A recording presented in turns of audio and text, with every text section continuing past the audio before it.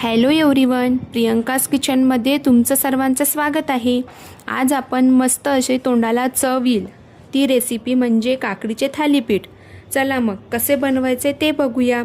सर्वप्रथम 2 मध्यम काकड्या स्वच्छ धुवून त्याची साल काढून घेऊन ते किसून घ्यावी व नंतर त्यामध्ये 1.5 वाटी गव्हाचे पीठ, अर्धी वाटी बेसन, अर्धी वाटी ज्वारीचे पीठ व अर्धी वाटी तांदळाचे पीठ हे सर्व पीठ मिक्स करून त्यामध्ये थोडे काळे तीळ, थोडीशी कलोंजी, 1 छोटा चम्मच धनेपूड, थोडा बारीक कापलेला कढीपत्ता व 2 ते 3 बारीक कापलेल्या हिरव्या मिरच्या, थोडी हळद, चवीनुसार लाल तिखट व चवीनुसार मीठ आणि बारीक कापलेली कोथिंबीर घालून ते सर्व व्यवस्थित मिक्स करावे व नंतर थोडे थोडे पाणी घालून पीठ मध्यम घट्ट मळून घ्यावे।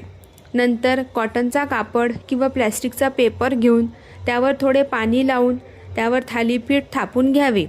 नंतर तवा गरम करून त्यावर थोडे तेल लावून थापलेले थालीपीठ टाकून त्यावर 1 ते 2 मिनिट झाकण ठेवून नंतर ते थोडे थोडे तेल लावून चांगले दोन्ही बाजूने खमंग भाजून घ्यावे। अशा प्रकारे मस्त असे काकडीचे थालीपीठ तयार आहे।